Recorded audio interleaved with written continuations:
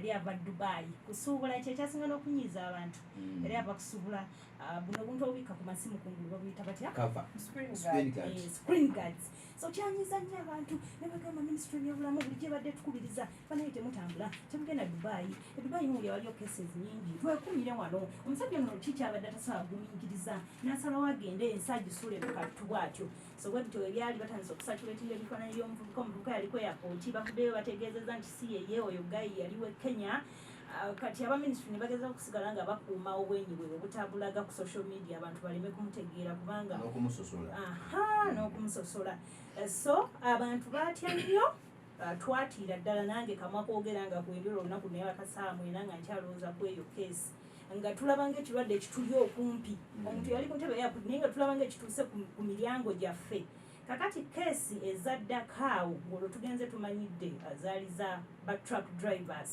era abantu abasinga olwo baanenyanga nnyo gavumenti lwaki temuggala nsalo lwaki ba truck drivers bakyayingira eggwanga lwaki kino ne kino gavumenti yetuleetedde obulwadde kati gavumenti neyongeramu amaanyi ne minisitule y'ebyobulamu abantu bano ne batandika obbakebera nga babakwatira awo mulina obamba driver babiri mu motoka omulamu nga yeeyongerayo n'emmotoka mulwadde ng'osigala ng'obeera mu quarantine weeks zo 2 nga ziggwako kakati gavumenti yagenda maaso ng'eyongera etekawo amakubo amalala g'okulwanyisa ekikubo kino okulwanyisa covid ono obutasaasaana olunaku lwali lwa Friday ennaku z'omwezi 2 Maachi pulezidenti n'avaayo eggwanga ne liyingira kyetugamba nti yayingira essuula empya gye twali tutalabangako aba badde ku mulembe guno era okuva olupaaka kati twejjusa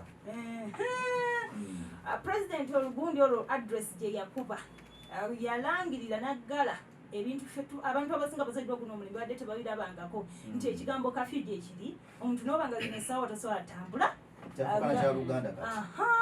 amasomero gaggaddwa obutale buno obw'omubuulo basooka ne baggala nnaku 3 gye byakoma okweyongera mu maaso ng'embeera ebijja cases zeeyongera ne bongerangamu ennaku nti kati baggaddewo 3 kati bongeddeko 10 buli olukya pulezidenti lwatula abantu balinanga essuubi nyingi nti oba leero agenda kugulawo amabaala oba leero agenda tukola tutya ng'olwonna abanyi b'omwenge akanyonta kabali bubi naye ebyo byonna nga bakyali mu kuliisa ebijanjaalo empiso olunaku lwali lwa 23 Julaayi 2020 balangirira omukyala asoose okufa covid-19 myaka 34 wennamisindwa omukyala ono yali akolanga support staff be bana baba bayambako ku ddwaliro taba musawo naye aba ayambako naye mu lulimi olwa bulijjo oyinza omuyita omusawo bwalwa ennyo mu kintu bw'atuma mudedete ku ddagala awo jantwala tola omulwadde mu wodi aba ayambako ku mirimu kati ng'ebya Uganda wemanyi butyanga n'omusawo tali okujjute n'osangawo support staff ekimugana kutugga mpiso okitegeera so omukyalo oyo bwe yafa corona ne bamuziika awo nno we tuzuukira ne tugamba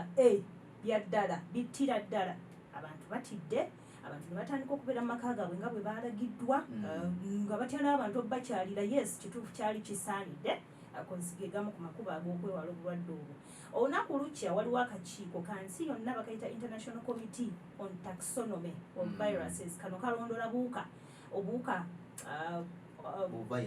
engeri gye famire ze buvaamu kuba nabwo baziyita embu buyina ebika bye buvaamu embu ezo so bakawa erinnya embu bakawa erinnya kafuuse ekirala bakatumye ebiseera twalinga tukayita kawuka simanyi senyiga omukambwe simanyi senyiga we China simanyi abikoze bitya kati bukya bakatuma covid-19 nga CO eno covid CO nga standing for corona then VI standing for virus ekika kyabuuka waliyo ne bacteria na biki then D stands for disease then 19 year 2019 because akawuka kagira mu mwaka 2019 so ne kafuna erinnya eryenkalakalire erimanyiddwa nga covid-19 okutuusa n'essaawa eno bwe twogerera kakati bayongera okuzuula ebipya kawuka kano buli lunaku olukya bannasayansi tebyebaka bakizudde kaafectinga ngeri muntu gy'ossaamu respiratory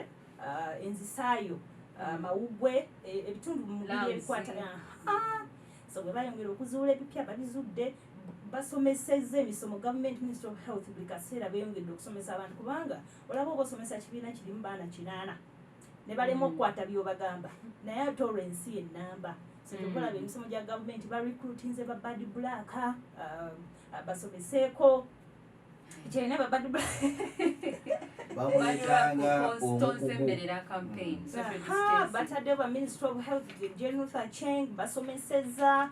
So time came, people became relaxed. Buli omu yakola byayagala, bupate ne bufuuka bupate. Ono yaliiriddewo ono yasuzewo ono kwegamba ng'abantu tebakyefiirayo LDA luyingiddemu emiggo gitabuse babalumbye maka gaabwe mbakubira president avuddeyo alabudde aba LDU mulekerawo okuba abantu people are in their homes tebubalumbayo.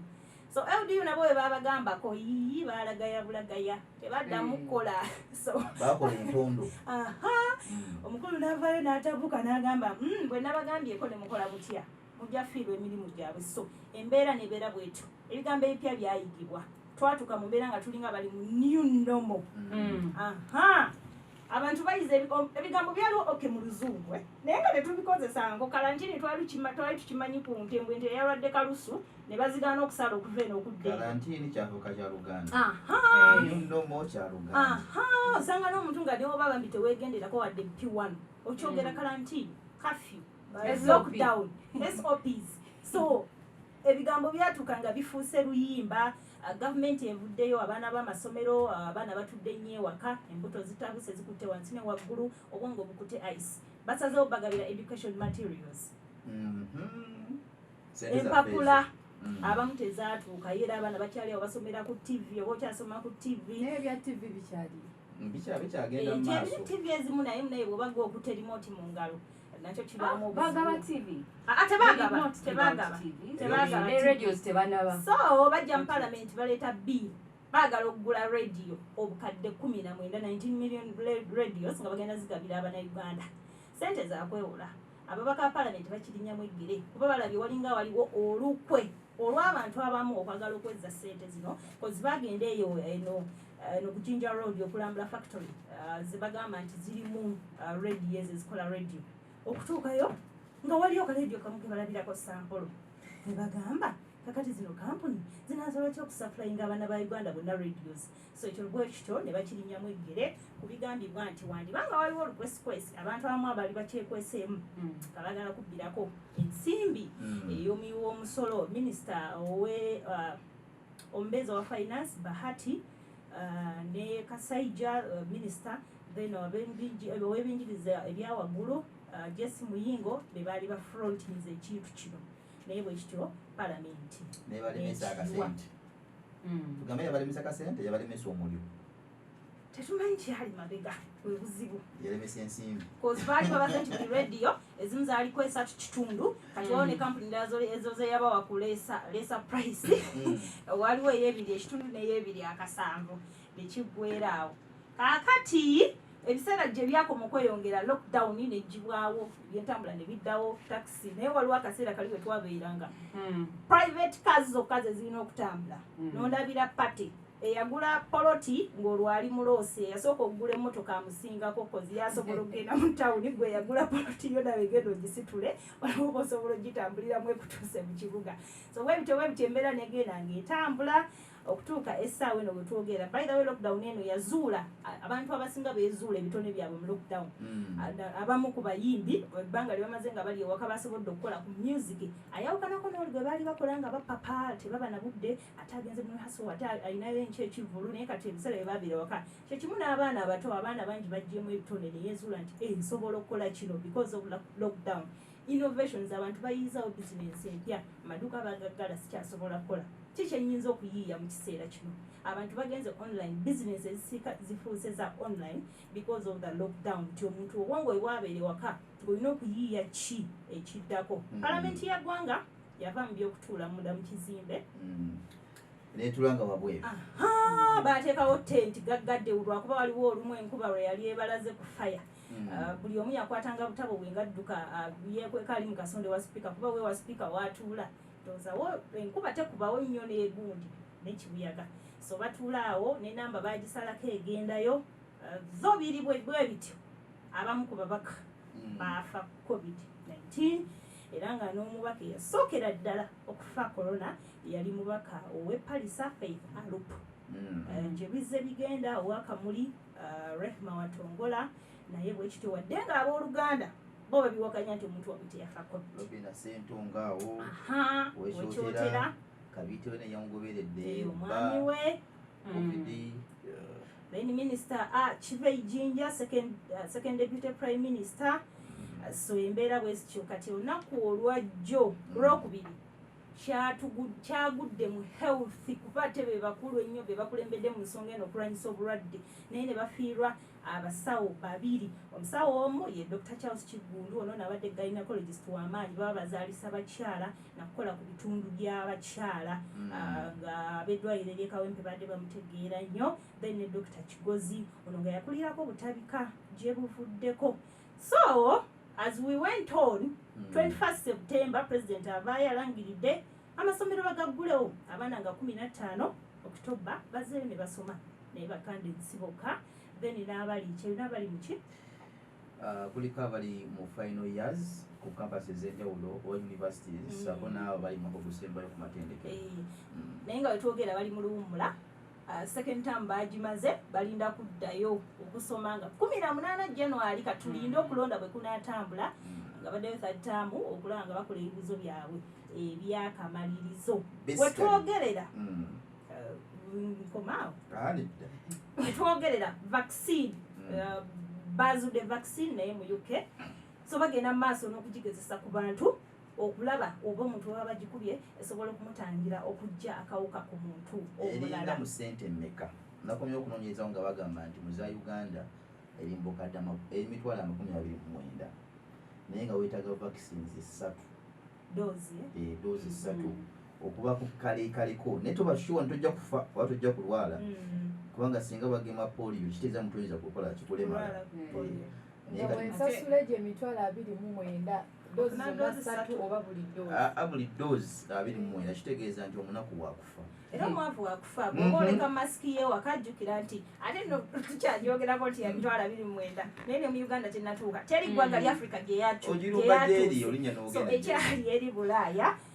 Naye nga jjukira waliwo ne cost ez'okukebera mu Uganda current bali ku mitwalo 25 na 35 okusinziira ku budde waliwo ng'ojagala mangu mu 24 hours ezo nazo ssente omunaku oba olina okuwetereza ebyuma bya oxygen ebitanda. Dr. Charles Kigundu yafiiridde yalemereddwa okufuna ekitanda kuba muteeka musawo gynecologist ow'amaanyi mu ggwanga baliko bavubuka ng'ate eyo sanga yagenzeyo nga mukadde kati n'ogamba kati omukali n'omuvubuka kyaliko China kyaliko ne Italy nti oli myaka 6 ono wa myaka 2 tuteekekane nti ow'enkaaga munnaye genda osinkana omutonzi obwabira China bingi ebyokukola. Pam COVID-19 omujjukirako tunatumaliriza Mujukirako masks, the issue of masks actually paka kati most Ugandans are not got masks and actually one of the reasons why abantu bali bakuba ku streets because during the campaign season kubanga abantu tebafunye masks. Ministry of Health yavayo ne budget saying they are going to distribute masks. Some districts they went to, masks were given, ne abantu bamu tebafuna masks. Ne abantu ne complaining on the quality of masks. Kubanga the money they spent was a lot of money. But when you look at the quality of masks, they were really poor quality. So people complained about them. Some of them were not fitting well. Oyambala mask nga tetuuka ku matu very well. Oba tekubika bulungi nga mu campaigns. Nga mu campaigns we bakugamba it has to reach up the nose, it has to reach down here. So masks was a big issue up to now. People are asking sente za masks zalagawa ngoyogedde era kaddaga tuna watu bemmere enfuna ebijanja hapo sente wengine abantu era bebuuza sente za donation zakomawa abagagga nga bahamu ba Sulaiman Kabangala be batenze donation zawo ku OPM abantu balese buli kimu okuva ku mifaliso maji naye batukugaba nga kawunga n'ekibiini ky'osuula mu ttaka n'ekitadda n'ekifiiramu abayimbi bawayo donation ati n'owetwa ebbanga nti gavumenti enjala etutte baali bejjeeko ke baalina accounts baateekebwawo kwe bateeka ssente za donations naye nga bwe bityo bwe byatambula kirabika bamu baali bagenze covid kyomujjukirako nga tukivaako baaba covid kyenasooka okwewoonya obulamu bwange bukyambeerawo nga sirabangako webukera ku makya ne bakugamba nti ogenda kuyingira mu nnyumba ssaawa emu oleme kufuluma ebya kafyu naye ng'abantu bangi babonaabona nga omuntu like abantu abalwadde nga oba tolina motoka oba tebakuwadde sitiika ng'omuntu tasobola genda mu ddwaliro bantu bangi baafa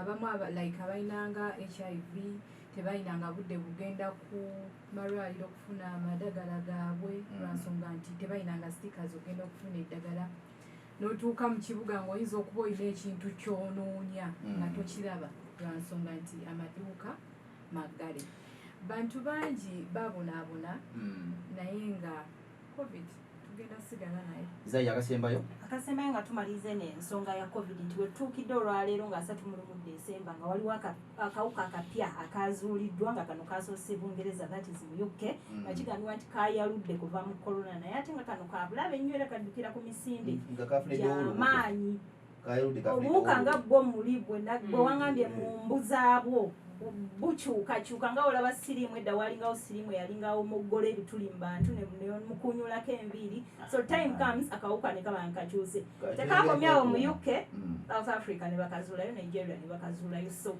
ebintu biringa ebyeyongedde okuba obubi naye nga mu Africa wetwogera South Africa yesinga numbers nnyingi eza COVID-19 ate mu nsi yonna America so wetuyimiridde nabuuzizza akawamu ku basawo ne bagamba nti newankubadde covid abadde mu ggwanga Uganda naye okutandika n'omwaka ogujja tugenda kufuna abantu abagenda okuzaala abakyala bangi olwokuba nti baali mu covid kati balina obudde bungi obunoonya bu babies Uganda egenda kufuna obwana obutonga nnyo then nabadde mbuuzako omwogezi wa poliisi mu Kampala n'emirwano Luko Patrick Onyango nangamba nti mu myezi ena egyasooka bafuna abaana abasobezeddwako 547 n'agamba nti abawala abasobezeddwako byasinze okumpa naye nga mu mwezi ogwa July bafuna abaana 175 abasobezebwako omwezi ogwa June ogw'omukaaga 163 omwezi ogwokutaano 124 ate omwezi ogwokuna 95 kitegeeza nti nno abaana abawala abasobezebwako baali bangi mu kiseera ekyo nga bamu bo balina mbuto ate abakyala abagamba nti basobezebwako bala 157 abasobola okuvaayo kitegeera nga mulimu n'abafumbo konze maama omufumbo osobezebwako nayo kyewuunyisa naye nga poliisi bwetyo bwegamba poliisi erigamba nti nno mu myezi egyasooka egya lockdown abavubuka gye bali abasobezebwako abala abasinga obungi tebaloopa kitegeeza nti covid-19 abadde wa bode era akyaliwo. The NRM primaries were basically marred by violence. Wabaddewo violence abantu ne bafa abantu badde teba keeping an standard operating procedures. Kugamba mukamufuka NRA SOPs tebazigobera ate kyatandikiraawo okubanga abantu obutagoberera SOPs. You find candidates in places. We cited Anite, the state minister, Badari campaigning for Koboko district. Anite was seen holding a procession in Koboko. Well, she was looking for voters, of course, during the NRM primaries. She had a very large procession, Tiwali social distancing, Tiwali kwambala masks, and she was actually summoned for that by police. Police then and Mugamba, why are you disregarding the standard operating procedures put in place by the Ministry of Health and Electoral Commission, virtual gathering of crowds. Then the other minister was the Minister for Health, Jen Ruther Cheng. She was campaigning for woman MP under NRM primary still for Lina district at that time. Waliwo akavideo akafulumanga alina procession naye nga tayambadde mask. Nagamba yali asomesa abantu kwambala mask. Yagamba nti my mask was there on the table, but I was pushed by many people, so I couldn't. Omuseveni navaayo namudefendingako namugamba she's a good girl, and so Anita Cheng was not so much criticized like of course Anita was. And the incident happened also in Western Uganda. There was also Walio MP Omulala. They are holding a procession naye. They were summoning up police, and those Anita I think apologized. So that was the standard operating procedures that were disregarded. They went to time year voting still during the NRM primaries. There was no social distancing. There was no still standard operating procedures. Abantu police yakola wait ati August yali mungi bayite banasobola ndowooza nenga violence yaliyo nnyo In Tororo, we saw someone being knocked dead, omuntu yafa. That was still during the NRM primaries. In Maogola North, there was a lot of violence. Then the biggest one of the biggest stories was the one of Mwesiga, Okutana. Yeah, there in Rushenyi sub-county in Tungamo district, when he pulled out a gun, at some of his the people who were against rivals. The rivals in the other camp. That was, I think, around 5th September.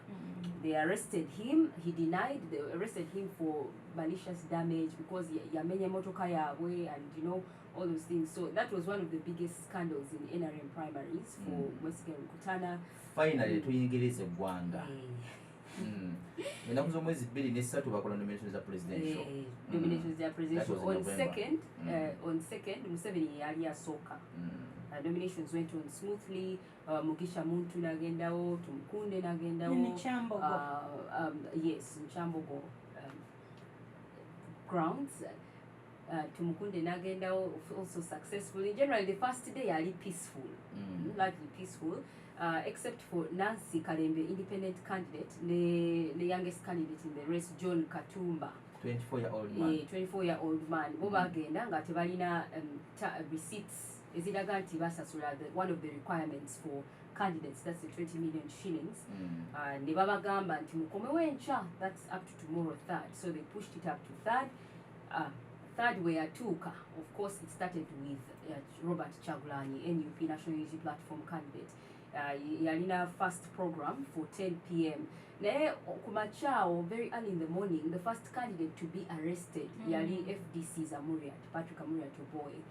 Ye yagamba already earlier tinze genda kudifanya ngenda ne procession paka ku electoral commission okufuna chi papers zange, so bamukwata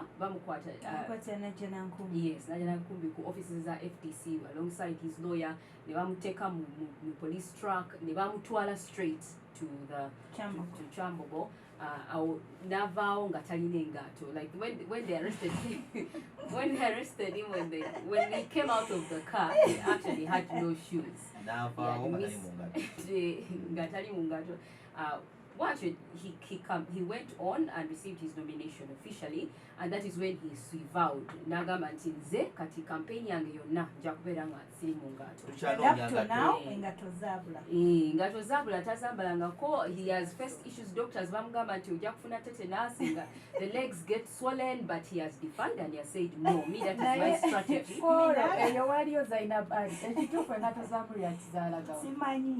Nedda bamukwata bubi engato ne ziggweri, but after they gave him back his shoes. Zagwa, the way they manhandled him. Engato zagwa na mu campaigns gyabadde babadde nga bamusondera engato tujazigula after campaign. Tujazigula tezinnawera engato zigula campaign. Oba kubanga oli president okuli engato nga za bbeeyi sente zinnawera mutulekei.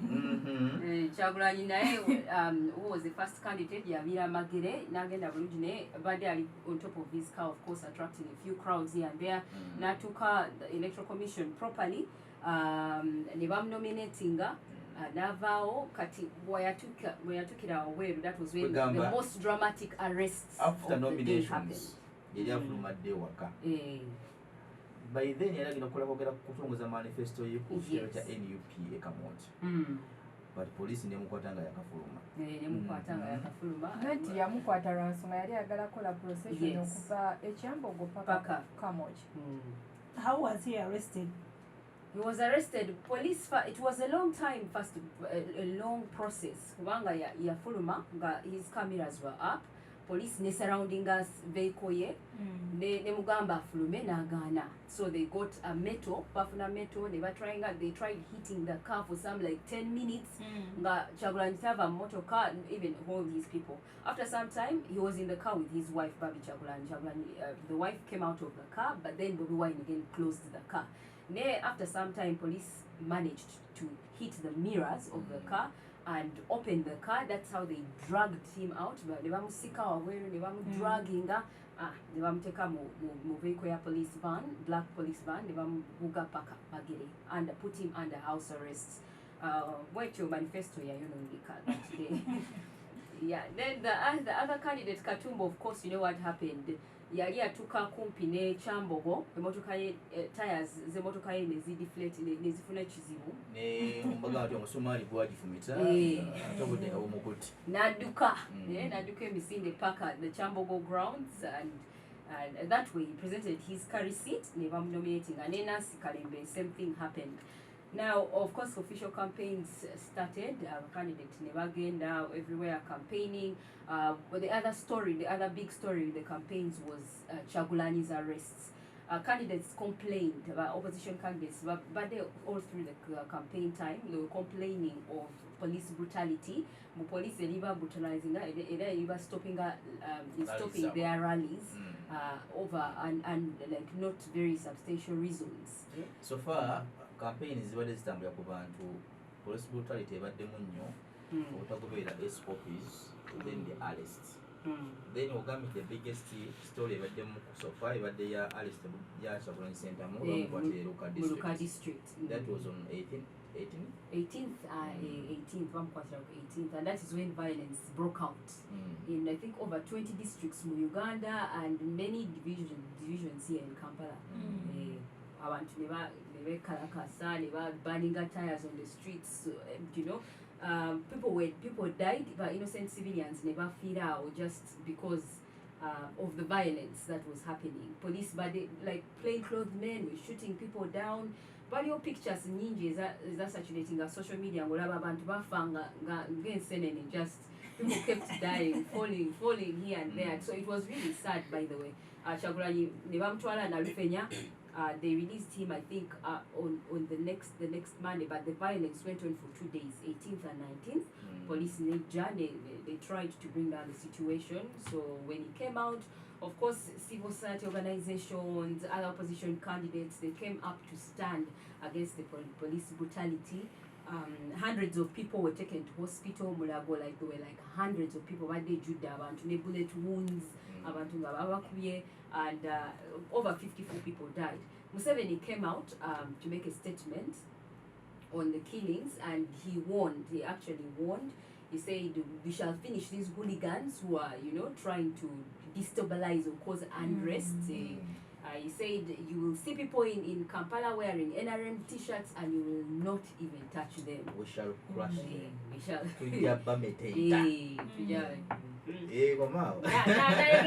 Nayogera neku victims abantu bebata nagamba investigations should go on. Nagamba nti tujja compensating those people abattibwa innocently. Nabo aba losing properties zaabwe nabo bagamba, but so far we have not seen any development in that aspect. I think on that note tukira mu campaign what if this Patrick Amoliat naye afunye tiagas abadde mungi mutundu ebyenjawulo donc binaye bamuyidde amulali mu maaso. Katumba oye ngombe egunziddwawo mbu Katumba oye. Last week he was complaining nti private parts bazinyiga ate bamukwata wansi ne bamunyiga wano neck misingo kati abadasinkana basire queens bangi naye nagamba nti bannaye mujja mukimanyi nti alina obuzibu private parts bazinyiga basookera kuwera ne banyigirawo alina obuzibu bambi Katumba oye.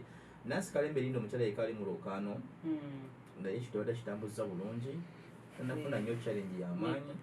No, but Mao naye ali okay. Challenge y'amaanyi. Mao nagamba Zainab should tell us what he said. Mao press conference gye yakasembako okwogera ku State House wali ekitebe kya DP yategeeza nti ensonga lwaki ye temulaba mu teargas simanya kumusika matayi gadde eno kwesiga powder namuli yatugwe besiga powder mbu teargas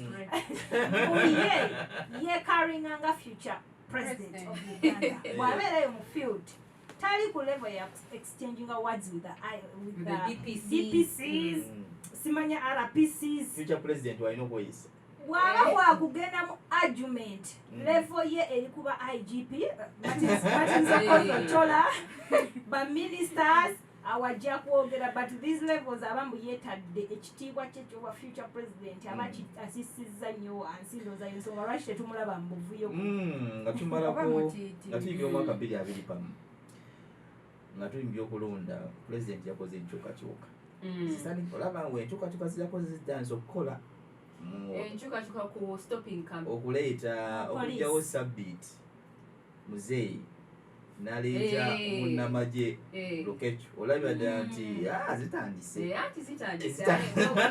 manyi his record his reputation precedes him oli Lukecho byakola nga tumaliza tuwulyeko ku nsonga yavuddeko kubanga bayimiriza campaign bitundu ebimu bitundu ebyo basically there are I think about 15 to 20 districts we were stopping our campaigns before that Uganda Joint Christian Association yafuluma ne statements negamba nti elections be postponing it for 3 more years. It wasn't a statement for Uganda Joint Christian because Pastor Sarada yavayo ku Christmas n'agamba bigambo bya minaye bishop yani yes n'agamba those are his words ng'omuntu yavaayo ng'amaze mutabukira Inter-Religious Council of Uganda Pastor Sarada yagamba nti baatuula bonna ne basalawo so ku Christmas bwatyo n'akyesamba naye bwe kibanga basabye nga bannaddiini yaddamu n'akyogera nti baatuula nga bannaddiini kibi bannaddiini okusaba naye bakisaba too late tuwa respect bannaddiini n'abakulembeze abamu naye sometimes babayo ne boogera nga tamaze okukola research nabo bwe kinaba nga kigenda bwekityo bannayuganda bajja tokugamba nti ani ayogedde munnaddiini nti okay because bwogamba nti ongezeyo okulonda nga waliwo nga kutandika wakirowooza kibe bwekiti ate oyongezeyo okulonda but then ogamba nti constitution ate bagiamendinge munnaddiini bukyayoga kiba wa Katonda so nga Katonda yayitira mu ye n'alugamba nti ongezeyo okulonda naye ate the districts ze basuspending abagamba nti districts zino ziri about 20 Mbarara, Kabarole, Luwero, Kasese, Wakiso, Jinja, Kalungu, Kampala, Tororo, Masaka, those are some of the districts we were suspending our campaigns. Electoral Commission yagamba nti cases of COVID-19 kati ziri kusaging azigenda waggulu nnyo but that is why they do not want abantu okukunganya nnyo in these areas so bakunganira awamu abangi kale omwaka 2020 tugeze okwozika waliwo abantu bangi abafudde ababadde abamanyi mu ggwanga Uganda era bakoze ebintu bingi nnyo byakubawo nga bajjukirwa ensonga eno nawule amenya asobodde okuba nga agattagatta babeka abafudde omwaka 2020 babadde bangi naye tulonzemu tulaba nti nno baate babadde bamaanyi ddala nawule kasukidde omuzindaalo mu bana abantu betulina abafudde guno omwaka bo tubadde n'abangi ddala naye tulonzeemu abo betulabye nti balina kye bagasse ku ggwanga nga tulinamu Kasirye Eggwanga, Sheikh Nuhu Muzata Batte, tulinamu Pastor Igabizaayo, tulinamu eyali meeya wa Kampala na Santege Sebagala, tulinamu kano Shaban Bantaliza, Dr. Anas Kalisa, saako ne Kiveidinda. Naye nga mu abo tugenda tandika ne Sheikh Nuhu Muzata Batte yafunamu obulwadde awo byajja bya mangu mangu era ngono yali abeera wali ebwayise yafunamu awo obulwadde ne bamutwala kwa YHK n'abeerayo ennaku ezaawera oba weeks nga 2 naye nga ba family members be baali tebakkiriza kubeera nga bamulaba kyetutamanyi oba yalina covid oba byali birwadde bye ebirala bwatyo n'afa nyanga Desemba. Sheikh Nuhu Muzata yali PRO oba yali ayogerera Kibuli Mosque era ng'ono amanyiddwa mu bintu bingi byanajjukirwamu yali ng'asomesa abantu ku mikolo egy'enjawulo naye nga ensomesa ye tetwaliramu basiraamu bokka nga n'omuntu obulala asobola okubeera nga amuyita ku mukolo gwe n'asobola okubeera nga asomesa abantu. Twawulirako nti baali bamuwadde obutwa ne bitambulira awo naye mufti Sheikh Kasule Ngirangwa yavaayo n'atutegeeza nti eyo report oba olugambo lwali luyitingana terwali tutuufu anajjukirwa nnyo ebintu byeyakolanga n'akoonanga ku busemyekozo naye nga yasomesanga bintu bingi bye tutasobola kumwerabirako nti ne wano ku 10 Galaxy Farm twamukozesanga mu segments zaffe ezisinga nga tuli wano mu Kisiiba. Kale busemyekozo temuwasa mukijjukiranga ne waliba ng'akoze atya era kyo yatulekera emboozi eyo ne twavirwako omulala Kasirye Eggwanga ne jjajja eno Kasirye Eggwanga omusajja yali Mekete eyafanga mwenda June naye ng'ono nga ye bw'agamba ekintu nti kino kigenda kubeera tumujjukira yayokyako tractor n'akubako emmotoka yakusaasira amasasi ebintu omuntu Kasirye Eggwanga bye yali akyasinza okujjukira oba bye yali yeesiga nga ye agamba nti yeesiga nnyo embwaye n'emmundu okusinga bodyguard kale weewunya omuntu ng'oyo nga gwamuvuga gwamukuuma naye nga yeesiga mbwa era ng'embwa ye yeetuula mu maaso ne bodyguard we yali ng'amuvuga omulala twalinayo Hajina Santege Sebaggala eyali mmeeya wa Kampala ono mmeeya yategeezanga abantu nti si kirungi kudda waka nga tolinaayo kaveera era bintu bingi bye bajja omujjukirangako oluzungu lwe yayogeranga bintu bingi bye yakolera Abannayuganda saako ne Bannakampala ne bye yabajjiranga ebweru gye yagendanga okusoma n'abikomyawo wano e Uganda. Bw'atyo Pastor Igabizaayo luno Katonda bw'atyo n'amutola nga 27 Oktoba 2020 alasobodde kubissaayo. Pastor Igoyo basooka ne bamubika ogwasooka bamubika kweri 3 times bamubika emirundi ng'esatu naye nga tannafa wabula kye tutamanyi oba kyali kituufu oba tekyali kituufu kuba abasawo be baali basinga okumanya. Pastor Igono yalina kyaki ye wali ekawaala era ng'endiga nnyingi bambi zaakaaba abakungu okuva mu bitongole ebyenjawulo bajja okubeera nga bakungubagira Pastor Igono endiga ezasigala nga zikaaba abantu bangi abamwogerako ebintu bingi saako ne bapasita banne era nga naye twamuziikawo ekawaala. Kati Ali Kibejinja abadde Minisita ow'okubiri twamwogeddeko wali mu abafa COVID-19 yavanga 19 Desemba 2020 yali musajja akyayinibwa ku myaka 45 ne COVID-19 ng'ali mu labo bw'atyo n'amutwala.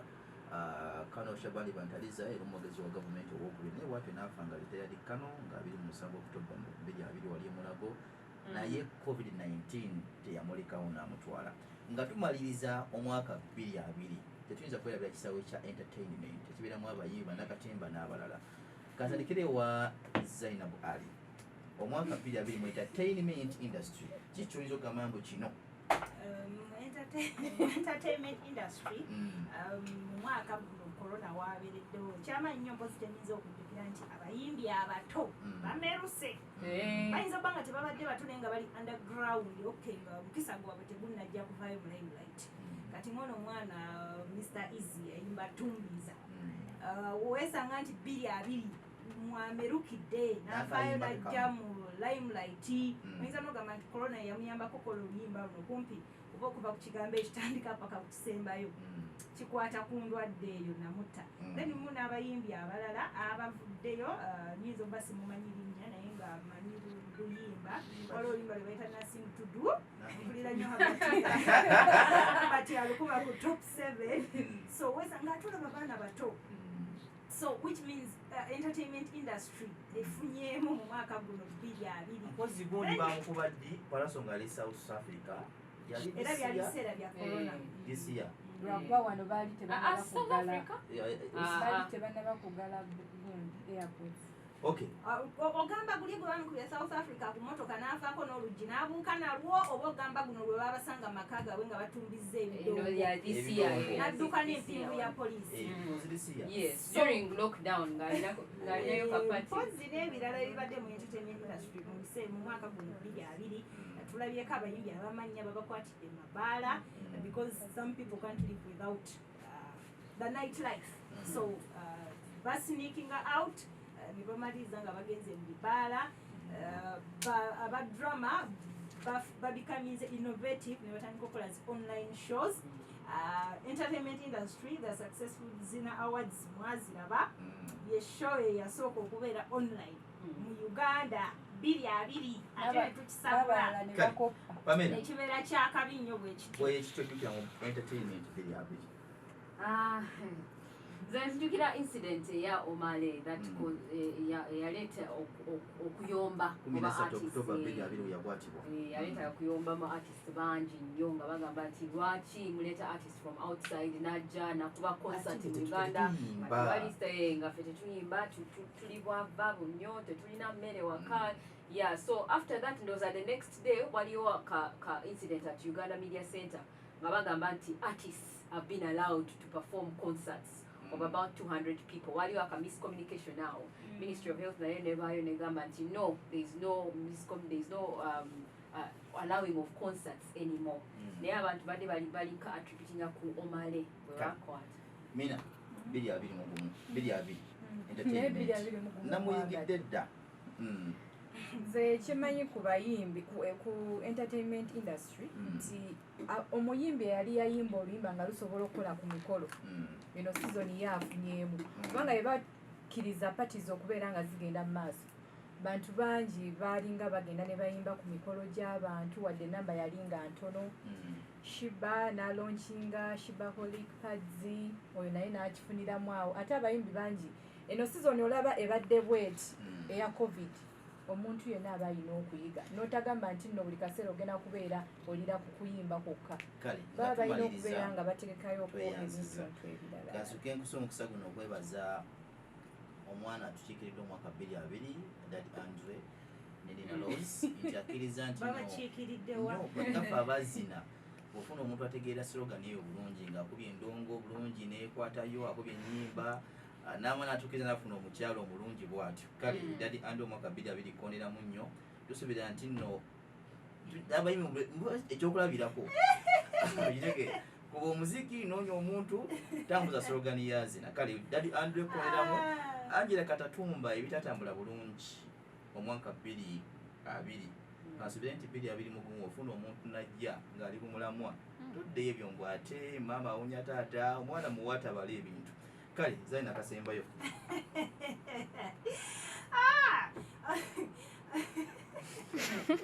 Okay, kasembayo 10 kawunza 2 Galaxy Pama sawa zilimeka zigenda kuwa blade chikemo okuwera 8 tugenda yingira 2 mugumu insha Allah mukama bwana abatusoboseza tusigale nga tugondera amateeka n'ebiragiro by'abasawo abasiramu manyi bwe mugukuza just tusituka kusaala tumwenyigira nto tubirala tusaba mukama wali ebigendo bera online nga mubirabira ku simu oba ku computer tusaba omukama atuyambe atuyise mu mwaka guno nga tuli balamu tusigale nga tukyazina mwebale kuzina naffe n'omwaka ogujja 2020 tuzinire ddala zina ne maskiro kembali na bidde wali omuyimbi Ronald Mayinja olimba lwayimba olwabawo ko controversies mbayimbi nabo n'agamba nti olaba muzeeyi awangula abajaasi olate bana abadongo kale Ronald Mayinja nawe nkusikwera bidde mwaka 2020 ojja kulongo obujjukirwa nnyo pamira nga otusiibula obugawo obusembayo just 2020 ebiseewo nga weeyiseewo all the challenges abayizemu ne batandika ebintu ebipya well congratulations temukomaawo kubanga next year wejanga maybe lockdown elimu open nga people are doing other things. Don't stop what you're doing, continue doing it, but even in a bigger and better way. Ababadde naffe wano ku Zina Galaxy FM to Gamba, thank you so much for being with us, and let's continue in the same spirit. Mina second year. nga tugenda malako guno mwaka tulaba nti tubuzayo just hours ntono naye zikyali nene bantu bangi bajja fiirwa obulamu mu bintu bafuniremu akabuto yes bintu bingi naye nga Abannayuganda kyembasaba mugoberere ebiragiro bya Ministry of Health. Police yatutegeezezza nti omuntu yenna gwe banaakwatira mu kafunda nti mugenze celebrating mwaka ekisooka teri kuwa fireworks teri organization yagenze ku police kubeera ng'esaba okuba fireworks so ekitegeeza buli muntu agenda kubeera waka ate kafyu oleme okuyingira omwaka ng'oyingidde ekkomera just because nti mbadde entambula nva wano ngende wali sawa 3 okubeera nga zesangayo naye nga twagaliza omwaka omujja musigale nga mukyazimira n'amawulire gaffe tugamba nti nagabadde mwaka 2020 oba bwangusembayo buli bumu bonna wooli okyalina essaawa obudde bukyali bwa misana genda ogula kapiro oba okeetaaze manji genda ogula akapiira obweketaaze siriimu gyali siriimu aluma siriimu atta ebyokulowooza okugamba mbu nno leero kangezeseeko nzanyisa omutwe guno omutwe mubi nnyo bannaayo genda ogula akapiira obweketaaze 2 ogumaleko ng'oli mulamu siriimu ajja kuluma siriimu ajja kutta mbadde mbasaba mugende mugule obupiira ng'obudde bukyali muzine nnyo omwaka 2021 endongo twatulajjajwa kubira lumu ate ndo kyagenda mu maaso kyali mu kayemba 34 akasinze omwaka 20 singa okateeba ogenda kufuna emitwalo 10 mu 12 kale tubasuubiza omuzika ogw'amaanyi nga munziyingira omwaka 2021 nga muzina bulungi kale mbagaliza omwaka omujja ogwa 2021 ate muzine nnyo tuleke kwekozakoza nga muzina kubanga obulamu gye businga bwonna obanga oli musanyufu buli kimu kitambula bulungi mubeere bulungi